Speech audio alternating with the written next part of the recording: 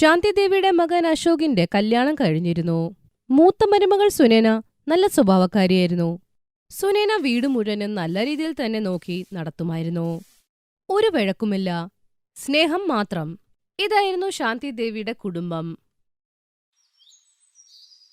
അമ്മ, ഞാൻ അപ്പുറത്തുനിന്ന് നല്ല മാങ്ങ വാങ്ങിച്ചോണ്ട് വരാവേ. ചപ്പാത്തിയുടെ കൂടെ മാങ്ങ ഇഷ്ടമല്ലേ?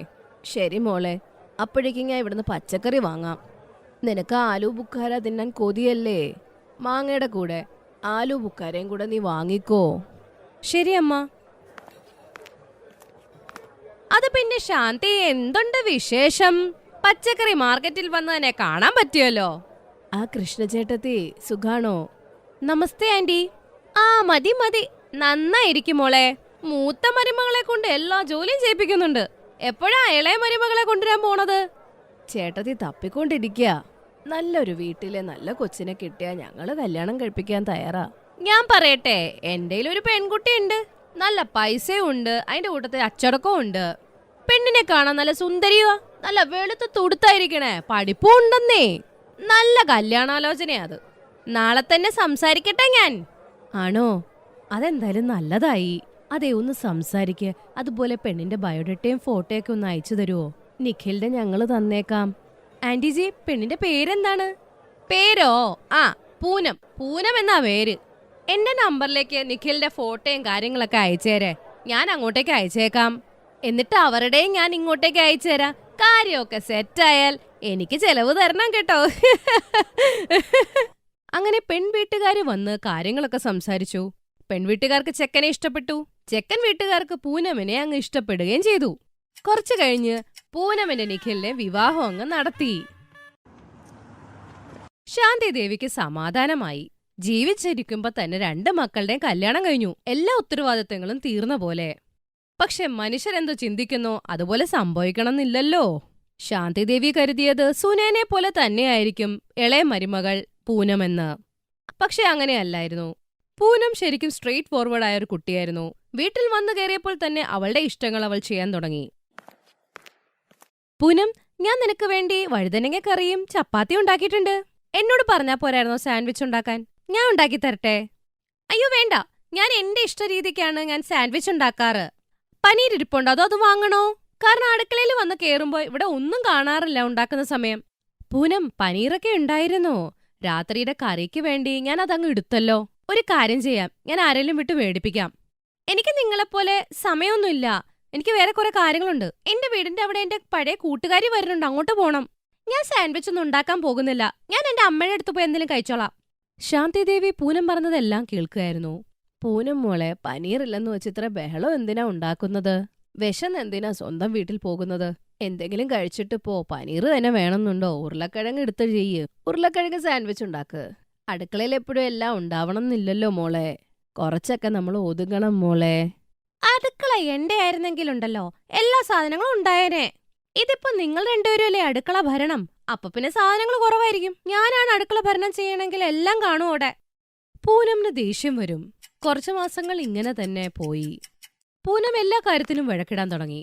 നീ മാഗി കുറെ ഉണ്ടാക്കിയല്ലോ, 2 പാക്കറ്റ് പോരായിരുന്നോ? മതി. എപ്പോ നോക്കിയാലും 2 പേരും എന്നെ കുറ്റം പറഞ്ഞോണ്ടിരിക്കും. എല്ലാവർക്കും ഞാൻ കഴിക്കണത് എന്താന്ന് ചുമ്മാ അറിഞ്ഞോണ്ടിരിക്കണം. എനിക്ക് മടുപ്പായി. എപ്പോഴും ഇങ്ങനെ തന്നെയാ ഞാൻ ഇവിടെ വന്നിട്ട്. ഞാൻ എന്റെ വേറെ അടുക്കള ഉണ്ടാക്കാൻ പോവാ എന്തായാലും. എന്നു പറഞ്ഞാ ഈ വീട്ടിൽ 2 അടുക്കളയോ? ഞെട്ടേണ്ട ആവശ്യമൊന്നുമില്ല. അടുക്കളയാണ് പിരിക്കുന്നത്, അല്ലാണ്ട് വീടല്ല.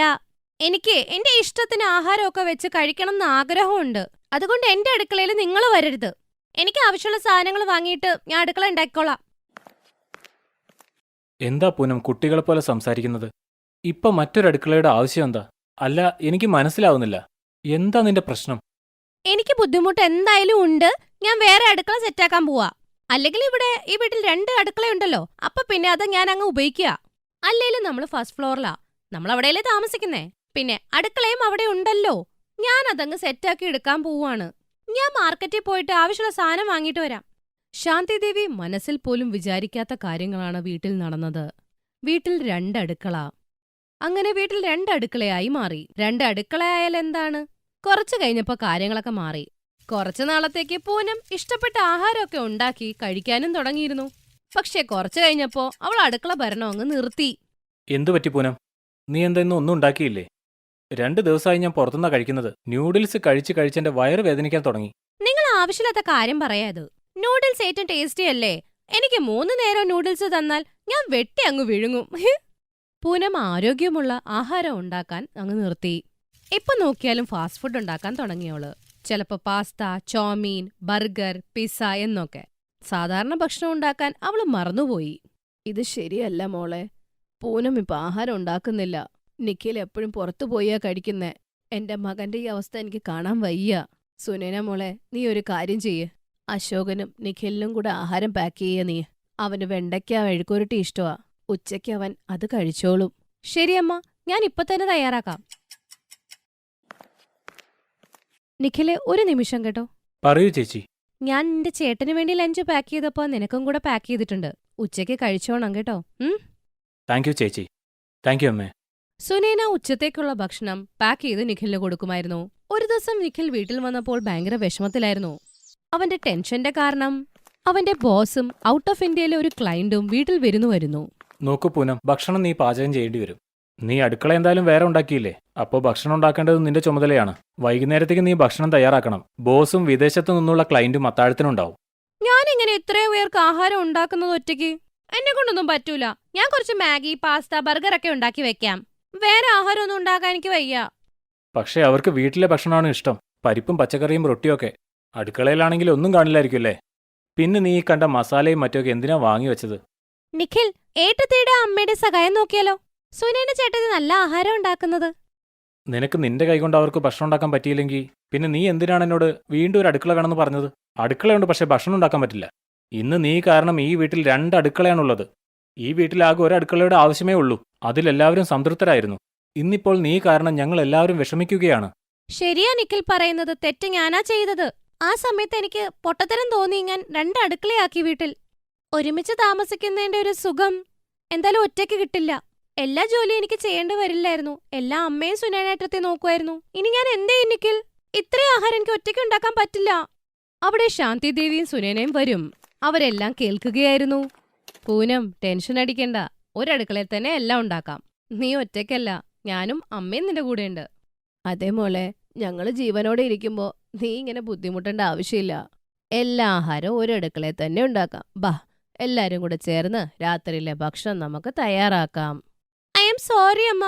പെട്ടെന്നെടുത്ത ഡിസിഷൻ തെറ്റുപറ്റിപ്പോയെന്ന് മനസ്സിലായി. സ്വന്തം എപ്പോഴും സ്വന്തം തന്നെയാ. ഈ കാര്യം എനിക്കിപ്പോ മനസ്സിലായി. സോറി സുനേനേട്ടത്തി. എനിക്ക് ഈ അടുക്കള ഇനി വേണ്ട. നമ്മുടെ ഈ വീട്ടിൽ ഇനി മുതൽ ഒരു അടുക്കള മതി, വേറെ വേണ്ട. ഇനി മുതല് നമ്മളെല്ലാരും ഒരുമിച്ച് ജീവിക്കും. വാക്കാണിത്. എന്നിട്ട് എല്ലാവരും ഒരുമിച്ച് ഭക്ഷണം തയ്യാറാക്കും. അങ്ങനെ അവിടുത്തെ വീട്ടിൽ 2 അടുക്കളയല്ല, ഒരടുക്കളയാണ്. ആ അടുക്കളയില് 3 പേര് സന്തോഷത്തോടെ ഇഷ്ടമുള്ള ഭക്ഷണം ഉണ്ടാക്കും. കുറച്ചു ദിവസമായി മീര വിഷമത്തിലാണ്. അവളുടെ കല്യാണം കഴിഞ്ഞ് ചേട്ടനെയും വൈഫിനെയും കാണാൻ പോകുമ്പോഴൊക്കെ അവരെ ഒത്തിരി സ്നേഹിക്കുമായിരുന്നു. ഒത്തിരി ഭക്ഷണവും കഴിക്കാൻ കൊടുക്കുമായിരുന്നു. പക്ഷെ കുറച്ചിടെയായി അവരുടെ സ്വഭാവത്തിലെന്തോ മാറ്റം വന്നു. അതുകൊണ്ട് അവളുടെ മനസ്സിന് സുഖമില്ല. എന്തു പറ്റി മോളെ? നീ വളരെ വിഷമിച്ചിരിക്കുന്നുണ്ടല്ലോ. എന്നോട് പറ, ഞാനും നിന്റെ അമ്മയല്ലേ. കല്യാണത്തിന് മുന്നേ ചേട്ടനും ചേച്ചിയെല്ലാം വളരെ സ്നേഹത്തോടെയായിരുന്നു പെരുമാറിയിരുന്നത്. എന്റെ ചെറിയ കാര്യങ്ങൾ പോലും ശ്രദ്ധയോടെ നോക്കുമായിരുന്നു. എനിക്കൊരു കുറവുമില്ലാതെ നോക്കിയിരുന്നു. പക്ഷേ കല്യാണം കഴിഞ്ഞ് ഞാൻ അവിടെ ചെന്നപ്പോ എന്നോട് എന്തോ ഒരു അകൽച്ച ഉള്ളതുപോലെ. അതുമല്ല, എന്നെ കാണാനും വരാറില്ല. എന്നെ ഫോണ് വിളിക്കുന്നത് കുറവാണ്. ഇപ്പോ ഇത് എന്തുകൊണ്ടാണെന്ന് എനിക്കറിയില്ല. എന്നോട് സംസാരിക്കാറ് പോലുമില്ല. എനിക്ക് തോന്നുന്നത് ഇത് നിന്റെ തോന്നലാണെന്നാ. നീ ആദ്യം അവരുടെ കൂടെയല്ലായിരുന്നോ? അപ്പോ നിനക്കത് മനസ്സിലാവില്ലായിരുന്നു. ഇപ്പോ നീ ദൂരെയാണ്. അതുകൊണ്ട് നീ അവരെ കുറിച്ച് കൂടുതൽ ഓർക്കുന്നു. അതുകൊണ്ടാണ് നിന്റെ മനസ്സിൽ ഇങ്ങനെയൊക്കെ തോന്നുന്നത്. എനിക്ക് തോന്നുന്നില്ല നിന്റെ മനസ്സിലെ കാര്യങ്ങളൊക്കെ സത്യമാണെന്ന്. കുറച്ചു ദിവസം നീ അവിടെ പോയി അവരുടെ കൂടെയൊക്കെ നിക്ക്, എന്നിട്ട് വാ. അങ്ങനെ നിന്റെ മനസ്സിന്റെ വിഷമം എല്ലാം മാറും. നിന്റെ മനസ്സും പിന്നെ സന്തോഷമാകും. താങ്ക് യു അമ്മേ. ഞാൻ എന്തൊക്കെ ആലോചിച്ചെന്ന ഒരു പിടിയില്ല. ഞാൻ നാളെ തന്നെ അങ്ങോട്ട് പോവും. ഒരു കാര്യം ചെയ്യാം, അവരോട് പറയാതെ പോകാം. അവർക്കൊരു സർപ്രൈസ് ആവുമല്ലോ. അടുത്ത ദിവസം സർപ്രൈസ് കൊടുക്കാനായി അവൾ അവരുടെ വീട്ടിലേക്ക് പോയപ്പോൾ പക്ഷെ ഗേറ്റ് പൂട്ടിയിരിക്കുന്നു. എന്ത്? വീട് പൂട്ടിയിരിക്കുകയാണല്ലോ. നിഷ ചേച്ചിയും അൽക്ക ചേച്ചിയും എവിടെ പോയിന്ന് തോന്നുന്നു. കുറച്ച് വെയിറ്റ് ചെയ്യാം. ശരി, എന്നൊരു കാര്യം ചെയ്യാം. നിഷ ചേച്ചിയെ ഫോണിൽ ഒന്ന് വിളിച്ചു നോക്കാം. മീര തന്റെ മൂത്ത ചേച്ചിയെ ഫോൺ വിളിച്ചു നോക്കുന്നു. പക്ഷെ ഫോണേ പോകുന്നില്ല. അങ്ങനെ ഇരിക്കുമ്പോ അയൽവാസി വന്നു. അരേ മീര മോളെ, സുഖമായിരിക്കുന്നു? നമസ്കാരം ആന്റി, ഞാൻ സുഖമായിരിക്കുന്നു. ചേച്ചി എവിടെ പോയെന്ന് എന്തെങ്കിലും ഐഡിയ ഉണ്ടോ? അവരെല്ലാവരും കൂടി ടൂർ പോയിരിക്കുകയല്ലേ. 1 മാസം കഴിഞ്ഞേ വരൂ. ആ, നിന്റെ ചേട്ടന്റെ മോൻ ഋഷിയില്ലേ, അവന്റെ ബർത്ത്ഡേ പാർട്ടിക്ക് പോയതാ. ഫോറിനിൽ പോയോ? എന്നോട് ആരും പറഞ്ഞില്ലല്ലോ. ആ മോനെ വായോ, ചായ ഉണ്ടാക്കി തരാ. ഇല്ല ഇല്ല ആന്റി, ഞാൻ വേറൊരു ദിവസം വരാം. ഇപ്പൊ ഞാൻ പോകുന്നു. നമസ്കാരം ആന്റി. മീരയുടെ മനസ്സിൽ എന്തൊക്കെയോ ആലോചന നടക്കുന്നുണ്ട്. പോകുന്ന വഴിയിലൊക്കെ ആലോചിക്കുകയായിരുന്നു. അജയ് ചേട്ടനും വിജയ് ചേട്ടനും പറഞ്ഞു എന്റെ കല്യാണത്തിന് വേണ്ടി ലോൺ എടുത്തിട്ടുണ്ടായിരുന്നെന്ന്. കല്യാണത്തിന് വേണ്ടി പൈസ ഇല്ലെന്ന്. ആദ്യം അവരുടെ ജോലി ശരിയല്ലായിരുന്നു. വളരെ കഷ്ടപ്പെട്ട് എന്റെ കല്യാണം കഴിപ്പിച്ചു. ഇപ്പോ ബർത്ത്ഡേ പാർട്ടിക്ക് വിദേശത്തൊക്കെ പോവാന്ന് പറയുമ്പോ എനിക്കൊന്നും മനസ്സിലാവുന്നില്ല. അതും ഇവിടെ ഒന്ന് ടൂർ പോകാതെ വിദേശത്തേക്ക് പോകുമെന്ന് പറയുമ്പോ എന്നെ ഒന്ന് ഫോൺ വിളിച്ച് പറയുപോലും ചെയ്തില്ല. ഇങ്ങനെയുള്ള ഒത്തിരി കാര്യങ്ങൾ അവൾ ആലോചിച്ചുകൊണ്ടിരുന്നു. അങ്ങനെ അവൾ തിരിച്ച് വീട്ടിലെത്തിയതിനു ശേഷം തിരിച്ച് വീട്ടിൽ വന്ന് അവളെ കണ്ട് അവർ അന്തം വിട്ടു. അല്ല മീര, എന്താ തിരിച്ചു പോന്നെ? നീ ചേട്ടന്റെ കൂടെ താമസിക്കാൻ പോയതല്ലേ? എന്തു പറ്റി മോളെ, നീ എന്താ തിരിച്ചു വന്നത്? ചേട്ടനും ചേച്ചിയും കുട്ടിയുടെ ബർത്ത്ഡേ ആഘോഷിക്കാൻ വിദേശത്തേക്ക് പോയി. എല്ലാവരും 1 മാസം കഴിഞ്ഞേ തിരിച്ചു വരൂ. എന്നെ ഒന്ന് വിളിച്ചു പോലും പറഞ്ഞില്ല 2 ചേട്ടന്മാരും ചേച്ചിമാരും പോലും. ഞാൻ ഇത് ആലോചിക്കുന്ന, ഒന്ന് ഫോൺ വിളിച്ചെങ്കിലും പറഞ്ഞുകൂടായിരുന്നോ? അവരെന്നോട് പറഞ്ഞത് കല്യാണത്തിന് വേണ്ടി പൈസയൊന്നും ഇല്ലായിരുന്നെന്നാണല്ലോ. അതുകൊണ്ടാണ് ഇത്രയും ലോണൊക്കെ എടുത്ത് കല്യാണം നടത്തിയത്. ഞാനിത് നിന്നോട് പറഞ്ഞാലോ എന്ന് ആലോചിക്കുകയാണ്. മോളെ, ഇത് നീ എങ്ങനെ എടുക്കുമെന്ന് എനിക്കറിയില്ല. അവർക്ക് വിദേശത്തേക്കൊക്കെ പോവാനുള്ള പൈസ എവിടെ നിന്ന് കിട്ടി? കല്യാണം മുഴുവൻ ഞങ്ങളല്ലേ നടത്തിയത്. അവരുടെ കയ്യിൽ പണമില്ല എന്നുള്ളത് കൊണ്ടല്ലേ ഇങ്ങനെയൊക്കെ ചെയ്തത്. ഇത് നിങ്ങളുടെ ലവ് മാരേജ് കൂടിയല്ലേ. അതുകൊണ്ടാണ് ഞാനും അച്ഛനും ഒന്നും പറയാതിരുന്നത്. അതുമല്ല അമിത്തും. മതി വിമല, ഇനിയും ഇങ്ങനെ പറഞ്ഞോണ്ടിരിക്കണ്ട. മരുമോൾ ഇപ്പോൾ തന്നെ വിഷമിച്ചിരിക്കുക. ഇനിയും ഇങ്ങനെ പറഞ്ഞോണ്ടിരുന്ന അവളുടെ വിഷമം കൂടുകയുള്ളൂ. സാരമില്ല, മീര ഇവിടുത്തെ മരുമോളാ. ഇനിയും ഇങ്ങനെ സംസാരിക്കണ്ട. കഴിഞ്ഞ കാര്യങ്ങളൊക്കെ എന്തിനാ ഇങ്ങനെ പറഞ്ഞോണ്ടിരിക്കുന്നത്? അങ്ങനെ ഇരിക്കുന്ന 1 മാസം ഇവരെ ആരും വിളിക്കുവാനുണ്ടായില്ല. 1 മാസം കഴിഞ്ഞ് ഒരു ദിവസം അവൾ അമിത്തിന്റെ കൂടെ മാർക്കറ്റിൽ പോയപ്പോൾ അവിടെ വെച്ച് ആ 2 പെങ്ങന്മാരെയും അവൾ കണ്ടു. പക്ഷെ അവർ ഇവരെ മൈൻഡ് ചെയ്യാതെ നടന്നു. അൽക്ക ചേച്ചി നിശ്ചയിച്ചു അല്ലേ അത്? അപ്പോ അവര് വിദേശത്തു നിന്ന് തിരിച്ചു വന്നോ? വന്നിട്ടും എന്നെ വിളിച്ചില്ലല്ലോ. ശരി, വാ, സംസാരിച്ചിട്ട് വരാം. വേണ്ട മീര, അവർക്ക് നിന്നെ മനസ്സിലായിട്ടില്ലെങ്കിൽ വെറുതെ എന്തിനാ അവരെ വിളിക്കുന്നേ? അത് പോട്ടെ. ഇല്ല ഇല്ല, അങ്ങനെയൊന്നും പറ്റില്ല. ചോദിച്ചാ അവരുടെ ചേച്ചിമാരല്ലേ, അവരോട് ചോദിക്കേണ്ട കടമ എനിക്കില്ലേ? നിക്ക്, ഞാൻ ചോദിക്കട്ടെ. മീര തന്റെ ചേച്ചിമാരുടെ അടുത്തേക്ക് പോകാൻ നേരം അത് കണ്ട് അവർ മീരയെ ഇഗ്നോർ ചെയ്ത് പോകാൻ തുടങ്ങും. നിഷ ചേച്ചി, അൽക്ക ചേച്ചി, ഇവിടെ. എന്നെ കണ്ടിട്ടും എന്താ കാണാത്ത പോലെ പോയേ? എനിക്കൊന്നും മനസ്സിലാവുന്നില്ല. ഇത് എന്താ ഇവിടെ നടക്കുന്നത്? ഞാൻ നിന്നോട് പറഞ്ഞല്ലേ, വേണ്ട. നോക്കൂ, അവര് നിന്നെ കണ്ടു, പക്ഷെ സംസാരിച്ചില്ല. വാ, വീട്ടിലേക്ക് പോകാം. മീര തിരിച്ചു വീട്ടിൽ വന്ന് നടന്നതെല്ലാം അമ്മയോട് പറയുന്നു. എനിക്കും ഇത് കേട്ടിട്ട് എന്തോ പ്രശ്നമുള്ളതുപോലെ തോന്നുന്നു. നിന്റെ ചേട്ടനും ചേച്ചിമാരും നിന്നോട് എന്തിനാ ഇങ്ങനെ ചെയ്യുന്നത്? കുറച്ചു ദിവസം നീ വെയിറ്റ് ചെയ്യ്, നോക്കാം അവര് നിന്നെ ഫോൺ വിളിക്കുമോന്ന്. അങ്ങനെ കുറച്ചു ദിവസം കഴിഞ്ഞിട്ടും അവരുടെ വീട്ടിൽ നിന്ന് ആരും അവളെ വിളിക്കുന്നില്ല. അങ്ങനെ ഒരു ദിവസം അവളുടെ അമ്മയുടെ കൂടെ കടയിൽ പോയി തിരിച്ചു വരുമ്പോൾ വഴിയിൽ വെച്ച് തന്റെ അച്ഛന്റെ അടുത്ത സുഹൃത്തായ വക്കീൽ ശർമ്മയെ കാണുന്നു. അങ്ങനെ ഈ കാര്യം അവൾ അറിഞ്ഞു. അത് കേട്ട് അവളും അമ്മയും വളരെ ആശ്ചര്യപ്പെട്ടു. എനിക്ക് അതിശയം തോന്നുന്നു മീരമോളെ, നിന്റെ അച്ഛന്റെ സ്വത്ത് വീതിച്ചിട്ട് നിന്റെ സഹോദരന്മാർ നിനക്ക് തന്നില്ലല്ലേ? നിന്റെ അച്ഛൻ 3ആയിട്ടാണ് വീതിച്ചത്. അദ്ദേഹം എഴുതി വെച്ചതനുസരിച്ച് കുറച്ച് നിന്റെ വിവാഹ ആവശ്യത്തിനും ബാക്കി നിന്റെ പുതിയ വീടിന്റെ ആവശ്യത്തിനും. പക്ഷെ എന്ത് കാരണം കൊണ്ടാണെന്നറിയില്ല, അവരെന്നെ മാറ്റിയിട്ട് എന്റെ സ്ഥാനത്ത് മറ്റൊരു വക്കീലിനെ ഏൽപ്പിച്ചു. അതവരുടെ ഇഷ്ടം. എന്നെ മാറ്റേണ്ടെന്ന് പറയാൻ എനിക്ക് പറ്റില്ലല്ലോ. ഞാൻ പറയുന്നത് ശരിയല്ല. എന്നാലും മോളെ, നീ നിന്റെ വീതം എങ്ങനെയെങ്കിലും ചോദിച്ചു വാങ്ങണം. പിന്നെ നിന്റെ അച്ഛൻ്റെ ആഗ്രഹം ഇങ്ങനെയായിരുന്നു, നിനക്കും ആ പങ്ക് തരണമെന്ന്. ഞാൻ പറയുന്നത് മോശമാണ്, നിന്റെ സഹോദരന്മാർ 2 പേരും സത്യസന്ധരല്ല, അതാ ഇങ്ങനെ ചെയ്തേ. എനിക്കറിയില്ലായിരുന്നു എന്റെ സ്വന്തം ചേട്ടൻ എന്നോട് ഇങ്ങനെയൊക്കെ ചെയ്യുമെന്ന്. വക്കീലങ്കിൾ, എന്നെ എങ്ങനെയെങ്കിലും ഹെൽപ്പ് ചെയ്യൂ. എന്റെ ഭാഗം അവരിൽ നിന്ന് കിട്ടുവാൻ വേണ്ടിയിട്ട്. അവരിനി പറയട്ടെ എന്നോട് എനിക്ക് ഭാഗം തരാൻ പറ്റില്ല എന്ന്. എന്നാലും കുഴപ്പമില്ല, സന്തോഷത്തോടെ ഞാൻ ആ പൈസ അവർക്ക് കൊടുക്കും. ഞാൻ അവരുടെ സ്വന്തം പെങ്ങളല്ലേ. അവരെന്നോട് ജീവൻ വേണമെന്ന് പറഞ്ഞാലും ഞാൻ കൊടുക്കില്ലേ? അവരെന്തിനാണ് എന്നോട് ഈ നുണയും കാര്യങ്ങളൊക്കെ പറയുന്നത്? അതെനിക്ക് ക്ഷമിക്കാൻ പറ്റുന്നതിനപ്പുറമാണ്. പ്ലീസ് അങ്കിൾ, എനിക്ക് എങ്ങനെയെങ്കിലും ആ പണം കിട്ടണം. ആ ഉറപ്പായും ഞാൻ നിന്നെ സഹായിക്കുന്നതാണ് മോളെ. മീര, നീ വളരെ നല്ല തീരുമാനമാണ് എടുത്തത്. ഞാനും എന്റെ കുടുംബത്തിലെ എല്ലാവരും നിന്റെ ഒപ്പമുണ്ട്. Thank you mummy, thank you so much. എനിക്കറിയാം നിങ്ങൾ എല്ലാവരും വളരെ നല്ലവരാണെന്ന്. നിങ്ങൾ എന്റെ കല്യാണത്തിന്റെ ചെലവൊക്കെ ചെയ്തത് ഇതൊക്കെ ഞാൻ എങ്ങനെ മറക്കും? ഞാൻ എന്റെ അച്ഛന്റെ സ്വത്തിലെ എന്റെ ഭാഗം ഞാൻ എങ്ങനെയെങ്കിലും വാങ്ങിക്കും. അത് നിങ്ങൾക്ക് തരാം. അതെനിക്ക് വേണ്ടി വിട്ടുപോയതാ. വക്കീൽ ശർമ്മയുടെ ഹെൽപ്പോടുകൂടി മീരയ്ക്ക് മീരയുടെ അച്ഛന്റെ സ്വത്തിൽ നിന്നും അവളുടെ ഭാഗം അവൾക്ക് ലഭിക്കുന്നു. അത് അവളുടെ പേരിൽ എഴുതി വെച്ചതാണ്. പക്ഷെ മീരയ്ക്ക് ഒത്തിരി വിഷമമായി. പൈസയ്ക്ക് വേണ്ടി അവളോട് ഇത്രയും നീചമായ പ്രവൃത്തി ചെയ്തതിന്. ഇന്നു മുതൽ എനിക്കൊരു ബന്ധവുമില്ല.